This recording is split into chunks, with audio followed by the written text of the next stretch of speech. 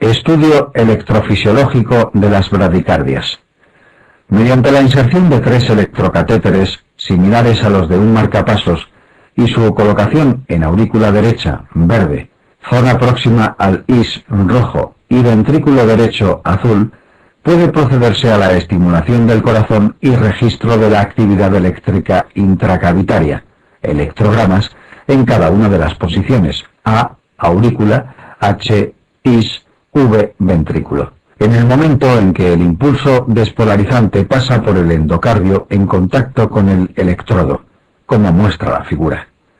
Así, el intervalo PR está realmente formado por la suma del intervalo AH, desde que el impulso nace en el nodo sinusal, despolariza las aurículas, atraviesa el nodo AV y alcanza el haz de IS, y el intervalo HV, desde que pasa por el IS, hasta que despolariza los ventrículos, produciendo el QRS.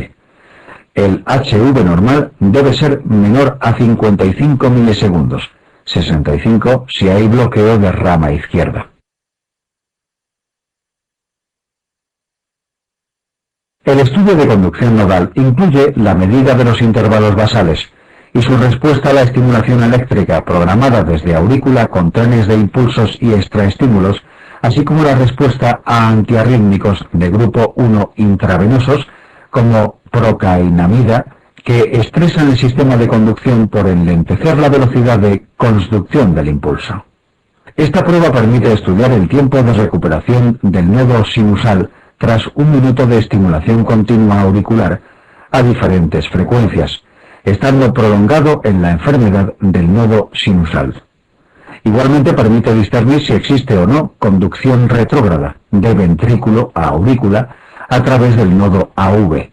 La presenta 1/3 de la población.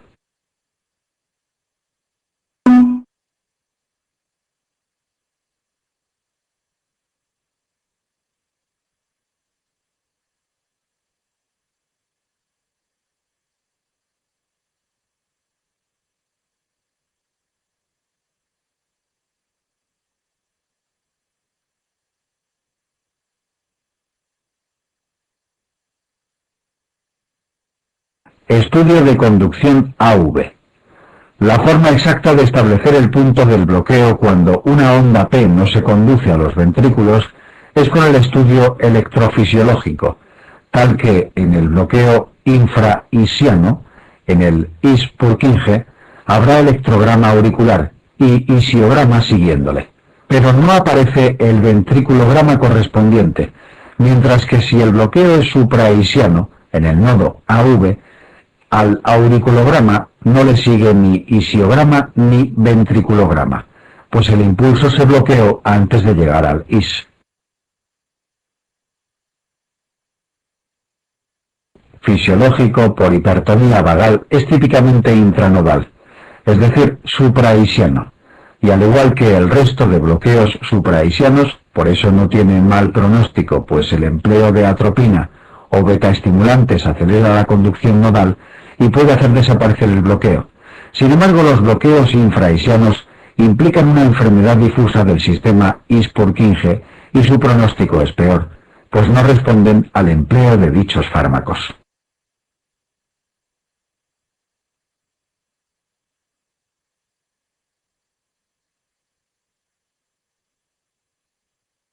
Bloqueos fasciculares. El sistema de conducción a nivel ventricular presenta 3 fascículos, la rama derecha y la rama izquierda, que está dividida en la hemirrama anterior y la hemirrama posterior. Un bloqueo de rama es la presencia de un retraso o una ausencia de conducción del impulso eléctrico por una de las ramas. Generalmente son situaciones asintomáticas, no suelen precisar ningún tratamiento, aunque en ocasiones, como la miocardiopatía dilatada con disfunción sistólica severa, puede aumentar el deterioro del paciente por asincronía y precisar del implante de un dispositivo de resincronización cardíaca.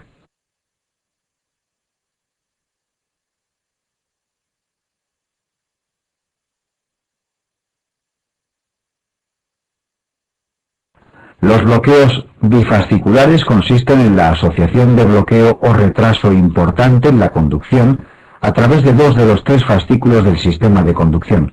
Por lo tanto, de aquí deducimos que un bloqueo de rama izquierda es mayor grado de trastorno de conducción que un bloqueo de rama derecha, puesto que son dos de los tres fascículos los que están implicados en su aparición. El bloqueo bifascicular también suele ser asintomático y no necesita tratamiento, aunque en ocasiones puede degenerar en bloqueo AV completo paroxístico y provoca síncopes de repetición, estando entonces indicado el implante de marcapasos. En ocasiones, mediante el estudio electrofisiológico, podemos detectar la necesidad de marcapasos en el caso de que el intervalo HV se encuentre muy prolongado, por encima de 100 milisegundos.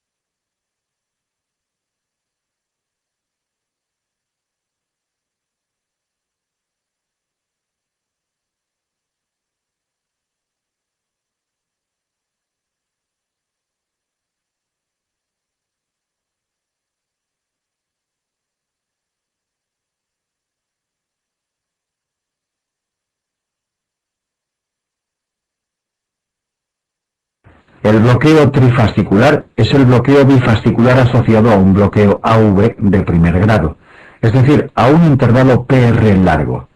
La indicación del marcapasos es igual que en el bloqueo bifascicular, por la presencia de síncopes de repetición sin otra causa que los justifique, o por la presencia de un intervalo HV anormalmente prolongado.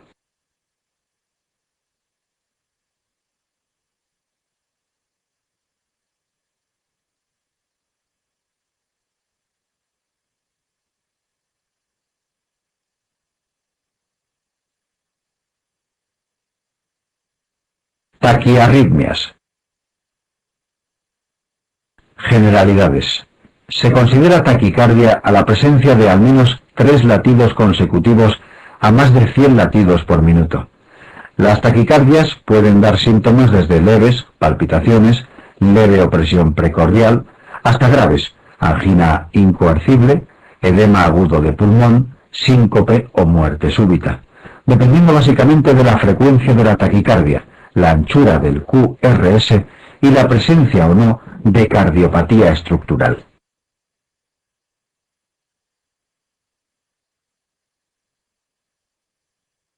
Sístoles auriculares o ventriculares son frecuentes en pacientes jóvenes, sanos, sin cardiopatía, generalmente facilitados por los excitantes, café, tabaco, estrés, y no requieren ningún tratamiento. Solo en aquellos pacientes que presentan muchas y son molestas se podría emplear un betabloqueante. Se consideran taquicardias monomorfas las que tienen todos los complejos QRS iguales en el ECG, y polimorfas cuando varían en morfología.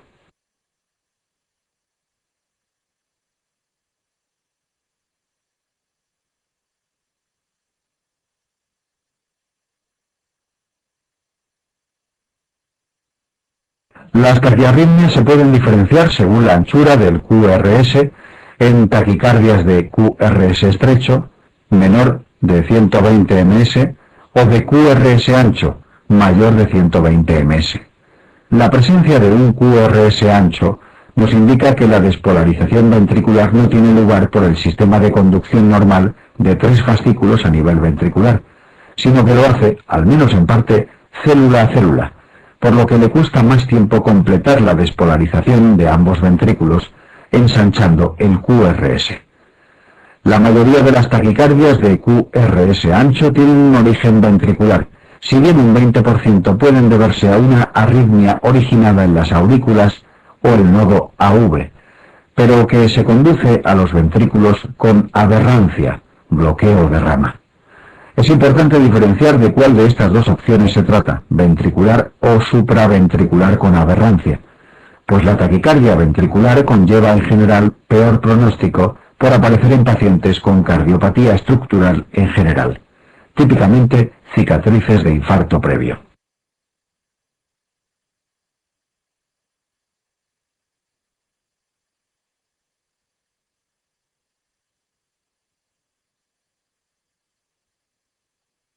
Diagnóstico diferencial de la taquicardia de QRS ancho. Los datos epidemiológicos hablan de un 80% de posibilidades de que se trate de una taquicardia ventricular, TV, porcentaje que alcanza el 98% si se trata de un paciente con antecedentes de infarto previo.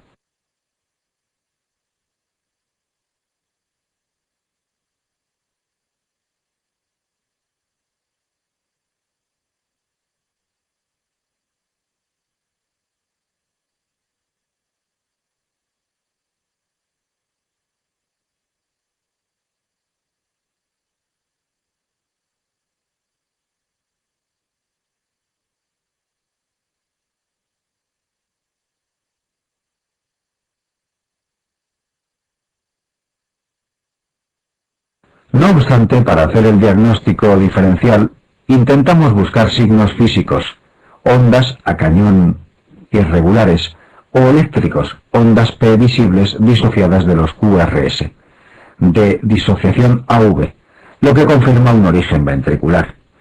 Como visualizar las ondas P suele ser difícil, se realizan maniobras encaminadas a producir un bloqueo AV transitorio. De esta forma, si se trata de una TV no tendremos ningún efecto, y si es una taquicardia supraventricular con aberrancia, nos permitirá abrir la taquicardia y visualizar la actividad auricular que existe bajo la misma originando la arritmia.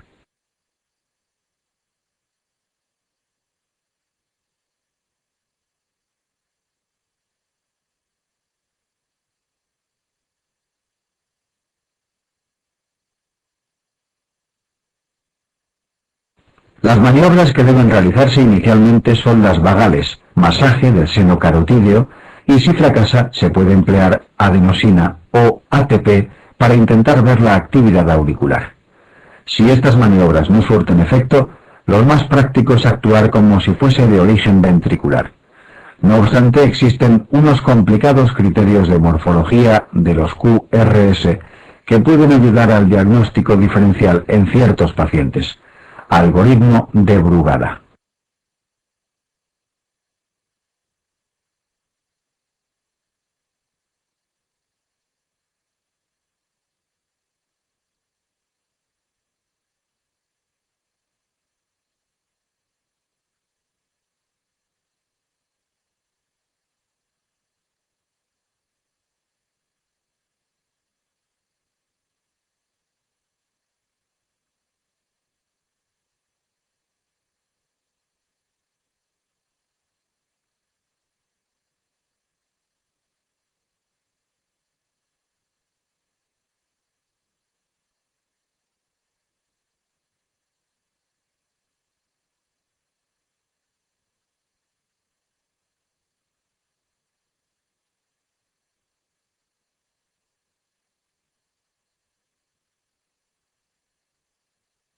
Está contraindicado el empleo de verapamil para frenar el nodo AV en estos pacientes, pues si se trata de una TV, dado el efecto inotropo negativo del fármaco, puede desencadenar un edema pulmonar o shock cardiogénico. Una vez confirmemos que es una supraventricular con aberrancia, sí podría emplearse.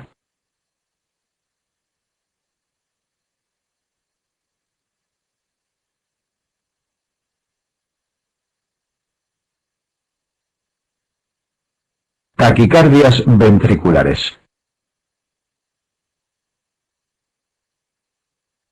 TV monomorfa sostenida. La taquicardia ventricular monomorfa sostenida puede estar producida por distintos sustratos, aunque el más frecuente es un mecanismo de reentrada en torno a la cicatriz de un infarto previo, empleando unas zonas de tejido miocárdico que no está completamente necrótico y que supone una especie de puente o canal en el interior de la cicatriz, a través de los cuales puede conducirse el impulso. Por eso la taquicardia ventricular monomorfa sostenida es excepcional en la fase aguda del infarto, ya que aún no se ha formado la cicatriz.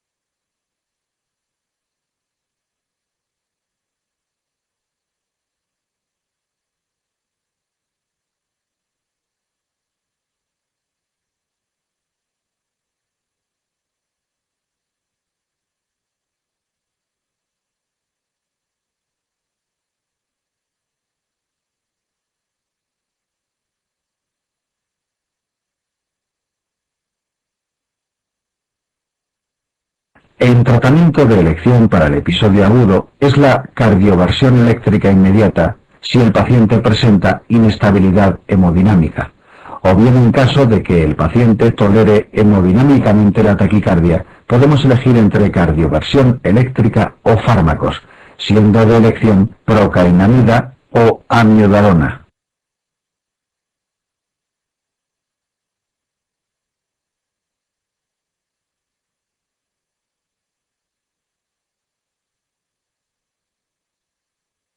Para prevenir recurrencias, los betabloqueantes pueden ser útiles, aunque en determinados pacientes se pueden plantear procedimientos de ablación con radiofrecuencia mediante la destrucción del sustrato o circuito que produce la taquicardia. Este procedimiento de ablación se emplea en pacientes con fracción de eyección conservada, puesto que si hay disfunción ventricular significativa o bien si el paciente presentó alteraciones hemodinámicas importantes durante la taquicardia, estará indicado el implante de un desfibrilador automático. Amiodarona o sotalol pueden ser de utilidad, aunque en general su empleo se reserva para pacientes que por motivos médicos no sean subsidiarios al implante de un desfibrilador,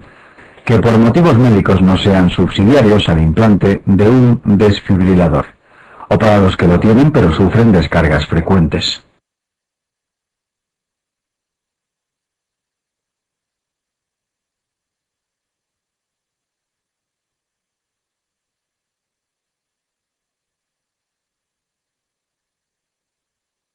TV polimorfa.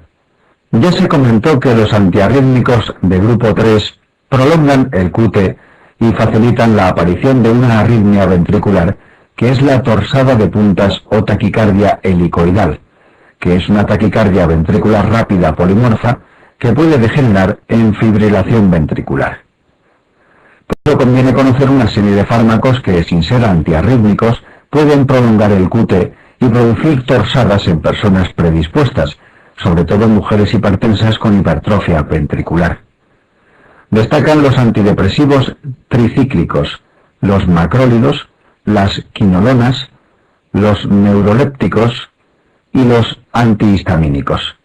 Además de los fármacos, otras circunstancias que prolongan el QT son la hipocalcemia, hipomagnesemia, hipopotasemia, isquemia miocárdica, bradicardia, dietas proteicas líquidas e hipertensión intracraneal.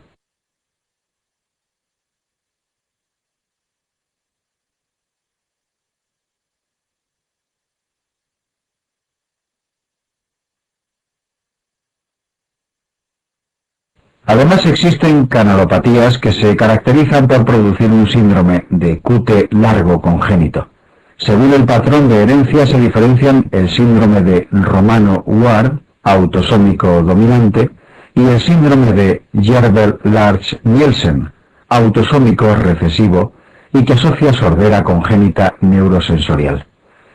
Si los clasificamos según el gen afectado, existen hasta 7 tipos de QT largo congénito, siendo los más importantes los 3 primeros, que presentan una morfología de la T característica: LQT1 anchas, LQT2 melladas, LQT3 tardías, y unos desencadenantes específicos para cada uno: LQT1 estrés, ejercicio, natación; LQT2 ruido intenso, despertador; LQT3 sueño o fiebre. El tratamiento igualmente es diferente para cada uno, siendo ineficaces los betabloqueantes en el LQT3, que es el más letal, y en el que pueden ser útiles los antiarrítmicos de grupo 1. La mayoría de pacientes que presentan síncopes, a pesar del tratamiento, precisan del implante de un DAI.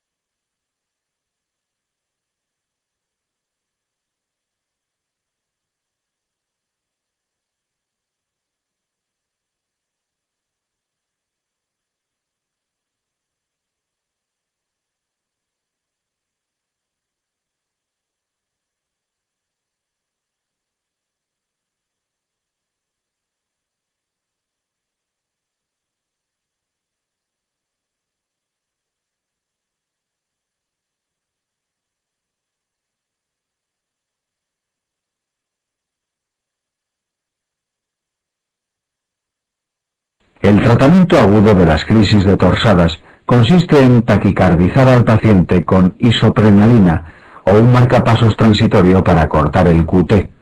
El sulfato de magnesio intravenoso puede ser útil.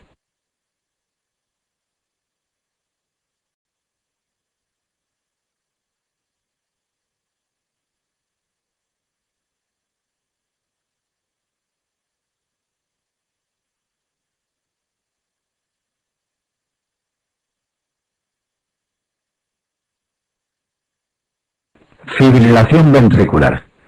La fibrilación y el flúter ventriculares son sinónimos de parada cardíaca, pues los cientos de ondas desorganizadas que recorren los ventrículos son ineficaces mecánicamente, similar a lo que ocurre en las aurículas durante la fibrilación auricular.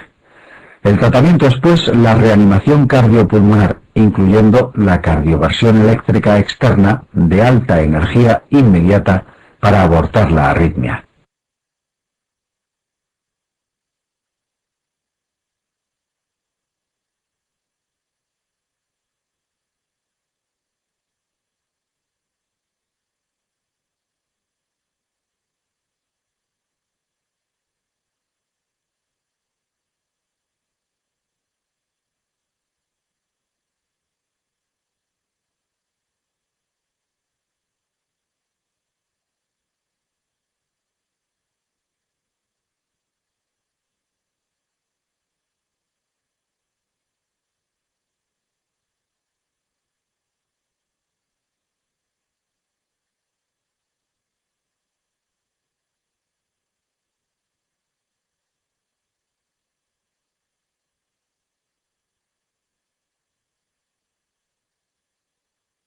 La fibrilación ventricular es la causa más frecuente de muerte durante la fase aguda del infarto en pacientes que aún no han llegado al hospital, y su tratamiento son las maniobras de reanimación cardiopulmonar.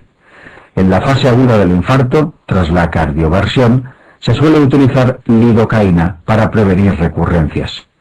Esta fibrilación ventricular primaria, en las primeras horas de un infarto, no empeora el pronóstico a largo plazo, siempre que pueda ser cardiovertida rápidamente.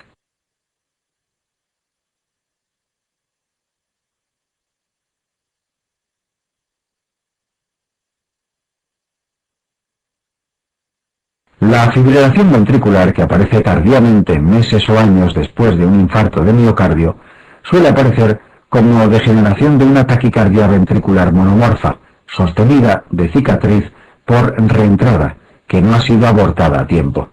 Y cuando el músculo agota sus reservas de ATP, se desestructura la arritmia, produciendo la FV.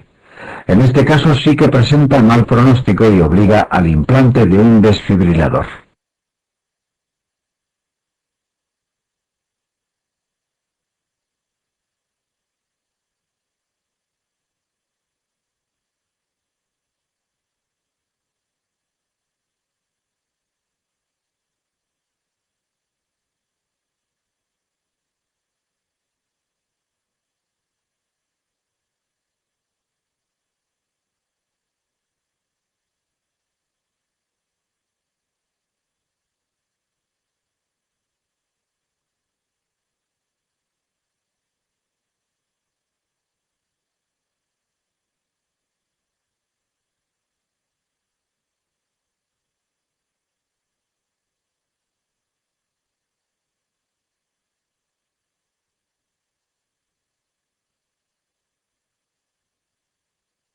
El síndrome de Brugada puede producir muerte súbita por FV, el ECG típico del síndrome de Brugada, en el que la mutación del gen que codifica el canal de sodio produce una disminución en su función, muestra bloqueo incompleto de rama derecha, patrón RSR' en V1-V3, con ascenso del punto J y del ST con T negativa en esas derivaciones.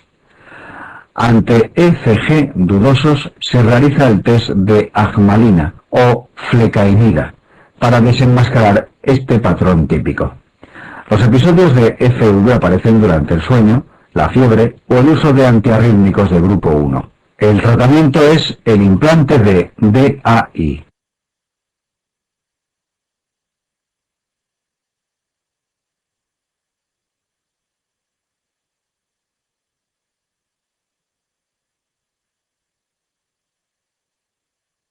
Taquicardias de QRS estrecho.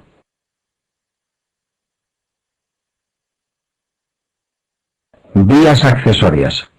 En condiciones normales, la unión auriculoventricular está formada por un esqueleto fibroso que funciona como un aislante eléctrico, de forma que los impulsos despolarizantes de las aurículas no pasan a los ventrículos, y la de los ventrículos no pasan a las aurículas, salvo por un único punto de comunicación que es el nodo AV, en el que existe un mecanismo de frenado que nos protege de que los episodios de taquicardia en las aurículas provoquen una taquicardia ventricular, como ocurriría si se condujesen todos los impulsos hacia los ventrículos. Una vía accesoria es un puente muscular que salta el citado aislante y es capaz de conducir el impulso entre aurículas y ventrículos y así bypassear la conducción nodal.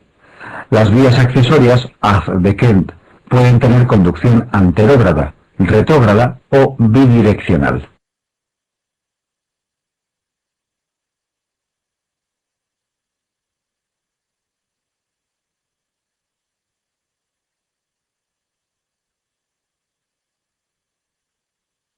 Las vías anterógradas se caracterizan porque en ritmo sinusal, en el ECG, van a dar lugar a una preexcitación, es decir, a un intervalo PR corto y a una onda delta que expresa la despolarización célula a célula de una pequeña parte del miocardio ventricular desde el punto de inserción de la vía accesoria durante el tiempo que el impulso está retenido en el nodo AV.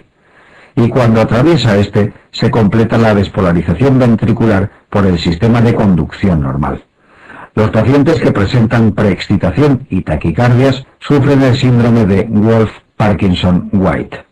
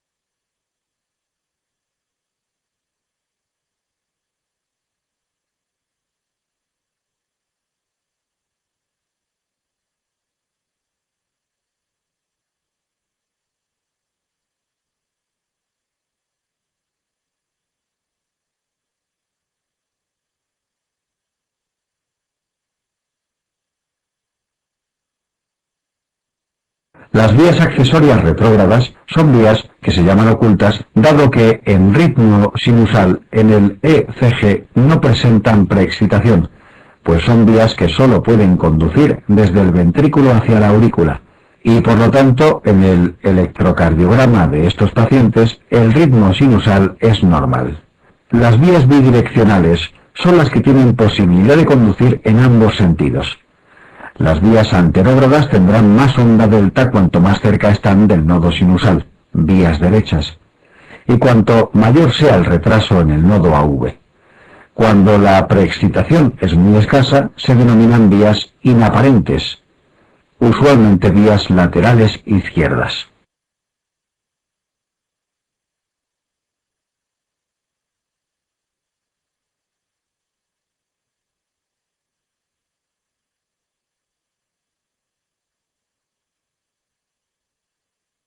Taquicardias mediadas por vías accesorias. Hay tres taquicardias importantes en el síndrome de Wolff-Parkinson-White. La ortodrómica, la más frecuente, es una taquicardia regular de QRS estrecho por un fenómeno de reentrada, es decir, un cortocircuito entre la vía accesoria y el nodo AV, de manera que los impulsos bajan a los ventrículos por el sistema de conducción normal y en lugar de agotarse allí, suben a las aurículas y las despolarizan a través de la vía accesoria, volviendo a bajar por el nodo AV, Purkinje al ventrículo y estableciéndose la reentrada. Aunque el paciente tenga preexcitación, onda delta, en ritmo sinusal, durante la taquicardia ortodrómica, esta desaparece, dado que los ventrículos se despolarizan exclusivamente por el sistema de conducción normal, es decir, no se preexcitan en absoluto por la vía accesoria, dado que ésta se emplea para subir a las aurículas y no puede bajar el impulso a su través al mismo tiempo. Es de comportamiento paroxístico, pues la taquicardia se desencadena con extrasístoles que ponen en marcha la reentrada y también pueden cortar la taquicardia.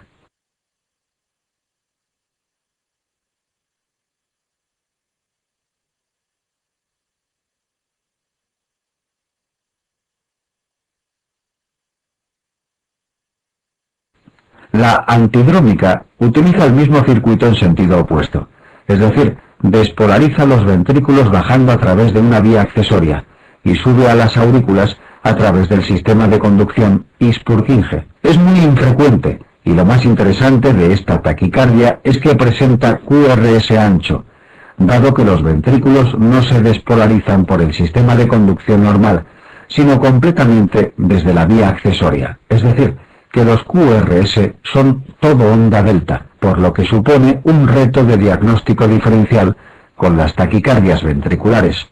También son paroxísticas. En ambas puede apreciarse una onda P retrógrada tras los QRS, aunque es complejo visualizarla en la ortodrómica si se acompaña de alteraciones en la repolarización o los QRS son muy anchos en la antidrómica.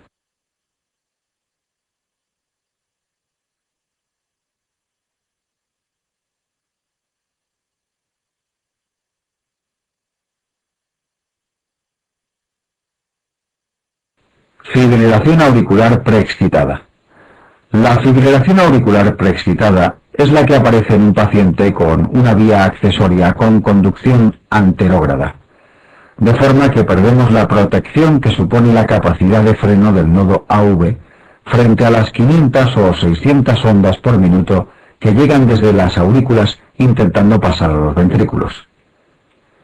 La vía accesoria tiene capacidad de conducción rápida y al no tener el freno que tiene el nodo AV, podría ocurrir que los 500 o 600 impulsos de las aurículas consigan pasar a los ventrículos bypaseando el nodo AV a través de la vía accesoria, provocando 500 o 600 impulsos en los ventrículos, es decir, una fibrilación ventricular.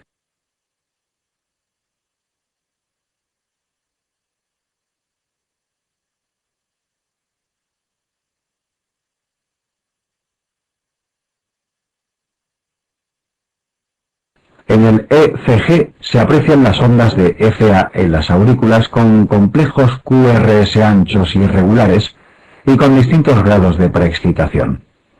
Por lo tanto, los pacientes con vías accesorias anterógradas tienen riesgo de sufrir un episodio de fibrilación ventricular ante una entrada en fibrilación auricular y por tanto muerte súbita.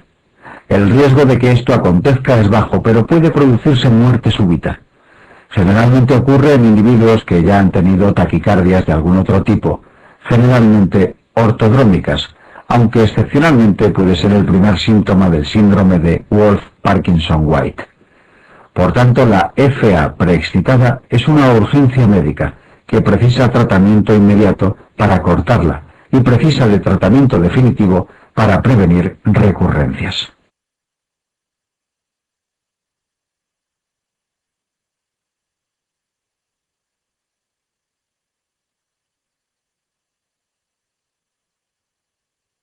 Tratamiento de Wolff-Parkinson-White. La ablación con radiofrecuencia de la vía accesoria permite eliminar de forma definitiva el sustrato que produce la taquicardia. Está indicada cuando el paciente presente síntomas, es decir, taquicardias, cuando el paciente aún estando asintomático tenga una profesión de riesgo, pilotos, deportistas, y ante cualquier persona que haya sufrido un episodio de fibrilación auricular preexcitada, por el riesgo que supone de muerte súbita. En pacientes asintomáticos se recomienda vigilancia clínica, si bien se plantea la ablación si el enfermo lo desea.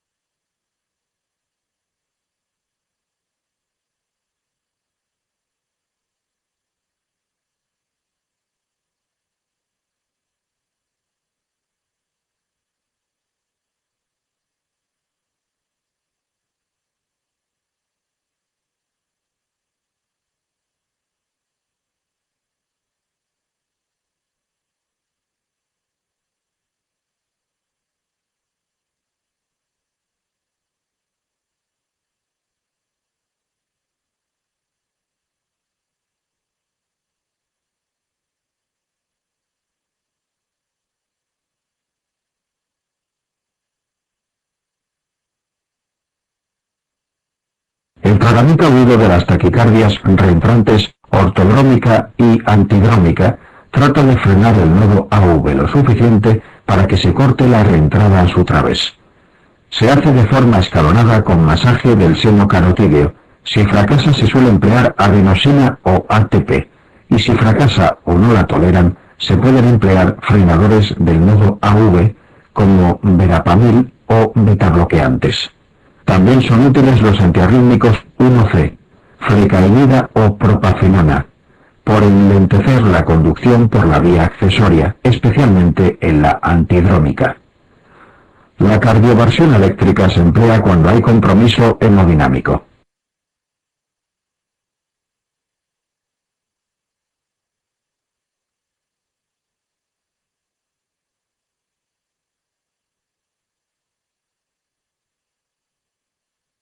Mientras permanezca el sustrato, es decir, la vía accesoria, permanece el riesgo de recurrencia y se hace profilaxis con frenadores del nodo AV como betabloqueantes, verapamil o diltiazem. Si fracasan, se pueden emplear los 1C, pero hoy día se prefiere evitar su uso, ya que la ablación con radiofrecuencia de la vía accesoria, sin necesidad de cirugía y con riesgos mínimos, permite curar al paciente de forma definitiva. El tratamiento de la FA preexcitada de elección es la cardioversión eléctrica, siendo alternativas procainamida o los antiarrítmicos 1C, si el paciente tolera bien la taquicardia.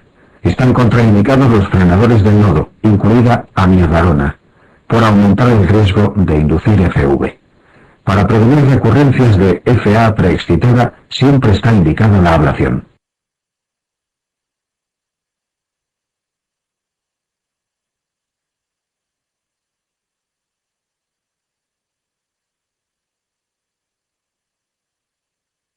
Taquicardia por reentrada intranodal, TRIN. En algunos pacientes existe disociación de las vías atrionodales, es decir, las conexiones entre aurícula y nodo AV no son homogéneas, sino que se diferencian una vía rápida, generalmente cercana a la fosa oval, con conducción rápida y refractariedad larga, y una vía lenta, generalmente cerca de la desembocadura del seno coronario, con conducción lenta y refractariedad corta. Entre estas dos vías se pueden desencadenar fenómenos de reentrada por extrasístoles similares a los descritos para la taquicardia ortodrómica, siendo el más común la reentrada lenta rápida, es decir, que el impulso baja por la vía lenta y desde ahí a la vez penetra en el IS produciendo el QRS estrecho, y vuelve a las aurículas por la vía rápida produciendo las ondas P retrógradas,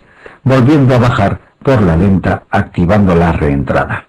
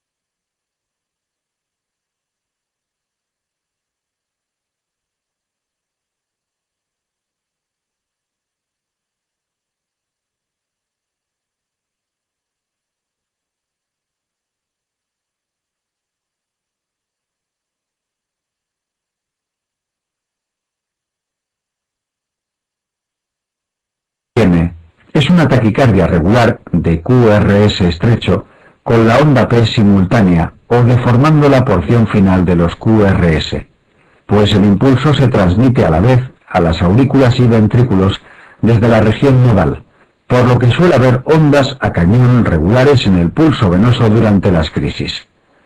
Tiene comportamiento paroxístico recurrente con inicio y fin bruscos.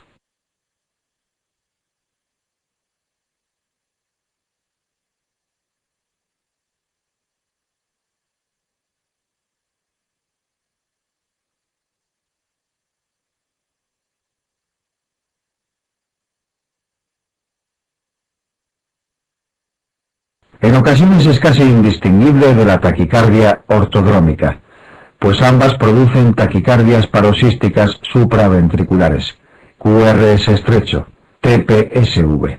La TRIM es la causa más frecuente de TPSV, seguida de la ortodrómica, y aparece con predilección en mujeres de edad media, a diferencia del WPW, que es más típico de varones jóvenes.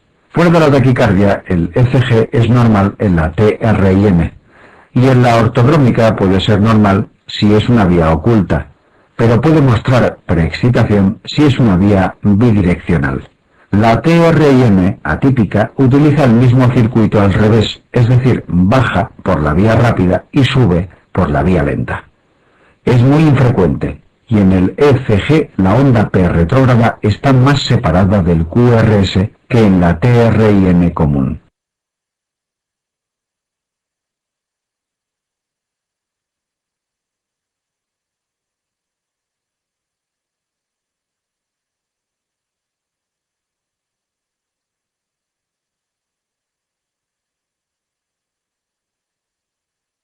Tratamiento de la TRIM. El tratamiento agudo es similar al de la reentrada mediada por vía accesoria. Para el episodio agudo de forma escalonada se realiza masaje carotídeo si fracasa ATP adenosina y si fracasa frenadores de nodo AV, verapamil o betabloqueantes. Podrían ser útiles los antiarrítmicos 1C. La cardioversión eléctrica se indica si hay inestabilidad hemodinámica.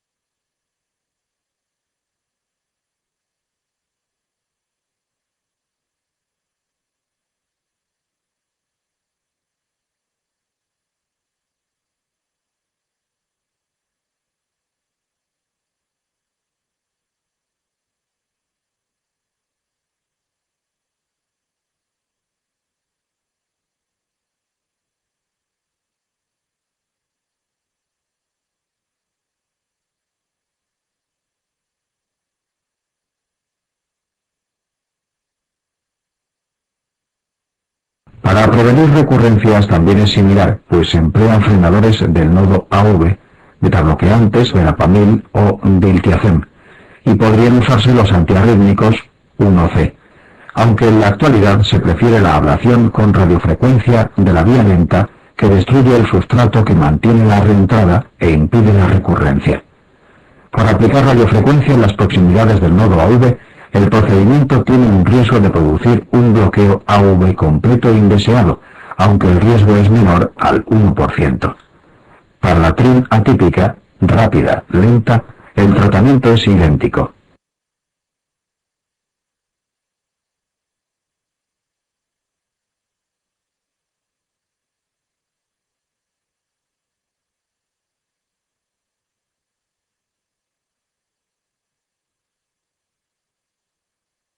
Taquicardias auriculares. La taquicardia sinusal es una aceleración fisiológica del marcapasos del corazón en respuesta a estímulos externos como la fiebre, el hipertiroidismo, la anemia. No necesita tratamiento más que el de la enfermedad de base que la origina. La denominada taquicardia sinusal inapropiada es una rara enfermedad típica de personal sanitario femenino, en el que dicha aceleración sinusal acontece sin causa orgánica que la justifique, siendo útiles los betabloqueantes.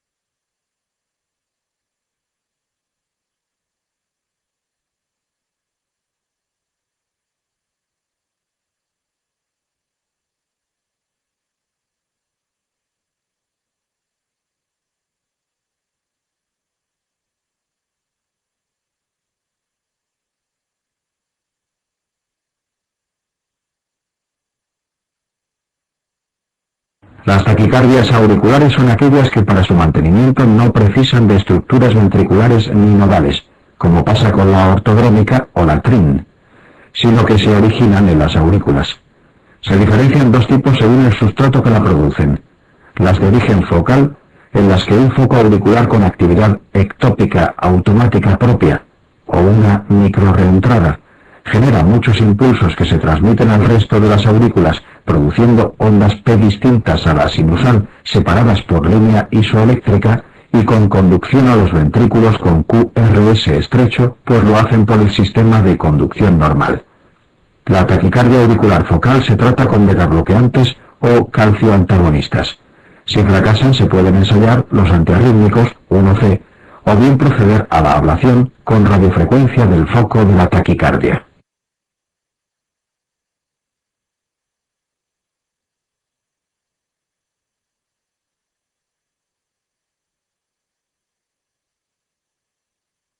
Las de origen macroreentrante, como el flúter común, en las que se activan grandes circuitos de reentrada dentro de las aurículas en general en torno a obstáculos anatómicos fisiológicos, como la desembocadura de las cavas, el anillo fibroso de la tricúspide, o patológicos, cicatrices de cirugías previas o secundarios a miocarditis, originando una actividad eléctrica auricular continua, pues siempre se está despolarizando alguna parte de la aurícula, que ondula la línea de base del ECG, conduciéndose a los ventrículos más o menos impulsos según la tolerancia del nodo AV.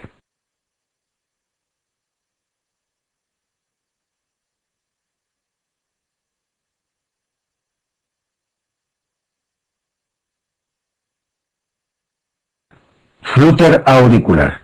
El flúter común es una arritmia auricular macroreentrante por un circuito en torno al anillo tricuspideo, originando ondas F en dientes de sierra, negativas en cara inferior en el ECG a 300 latidos por minuto, ya que el circuito cicla en sentido antihorario a esa frecuencia.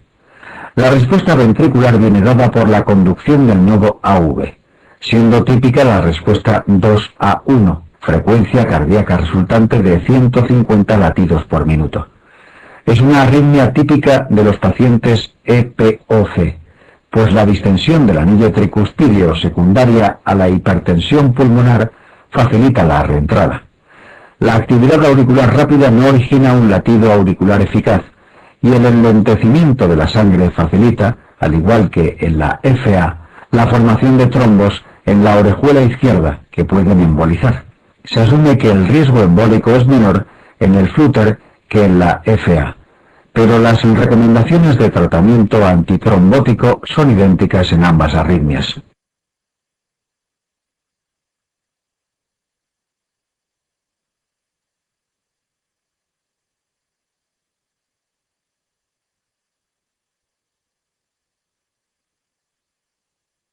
El tratamiento con fármacos antiarrítmicos es muy deficiente en el flúter, a excepción quizá de dofetilide e ibutilide, por lo que en general no está indicado ni para cortarlo ni para prevenir recurrencias.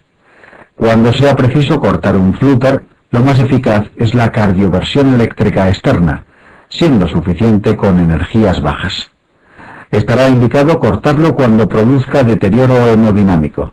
Otra opción es permitir que siga en flúter, pero controlar la respuesta ventricular con frenadores del nodo AV. Para prevenir recurrencias, el tratamiento de elección es la ablación con radiofrecuencia del istmo cavo tricuspideo, que es el espacio que separa la vena cava de la tricúspide, lugar que es imprescindible para la reentrada de la vuelta, por lo que al cauterizarlo desaparece el circuito y no puede recurrir. La eficacia es muy alta y está indicado en el flúter mal tolerado o en pacientes con flúter recurrente.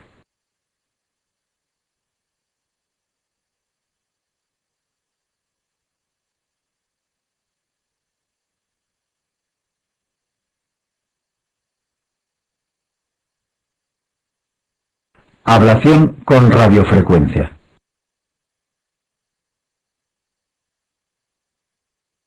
Indicaciones.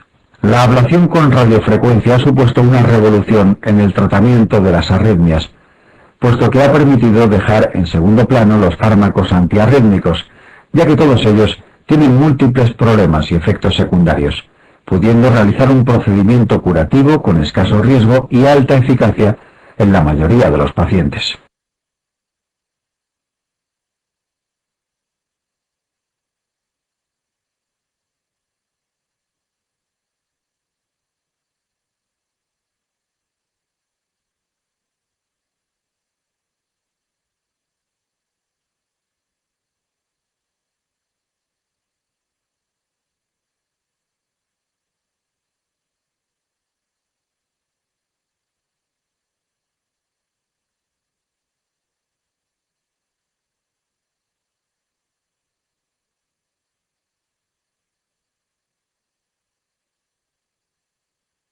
Así, los sustratos en los que habitualmente se emplea la ablación con radiofrecuencia son la taquicardia por reentrada intranodal, en la que la eficacia supera el 98%, y el riesgo más significativo es el del bloqueo AV por ablación indeseada del nodo auriculoventricular, riesgo que no llega al 1%. El flúter auricular común, que es una arritmia con unos porcentajes de éxito que también superan ampliamente el 90% y muy pocas complicaciones. Los flúteres atípicos en los que la eficacia no es tan alta, en torno al 80%, producidos por cortocircuitos reentrantes en torno a cicatrices de las aurículas, como puede ser la cicatriz de una atriotomía por cirugía previa.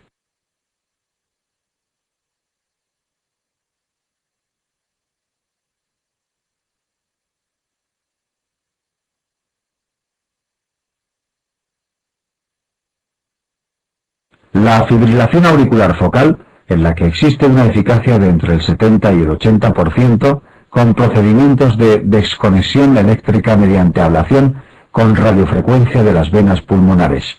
En las taquicardias ventriculares postinfarto, con eficacia alta si se trata de taquicardias ventriculares lentas, recordando que es un procedimiento indicado solo en pacientes que tengan buena función ventricular, pues si esta es mala y la fracción de eyección está deprimida, sería necesario el implante de un desfibrilador.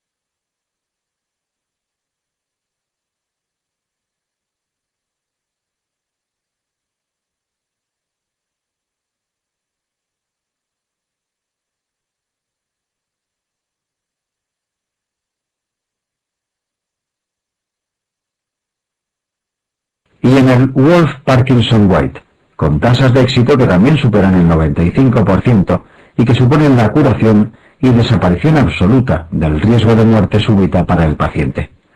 Tras una ablación, se suele mantener al paciente antiagregado durante unas semanas para prevenir trombosis en la zona lesionada.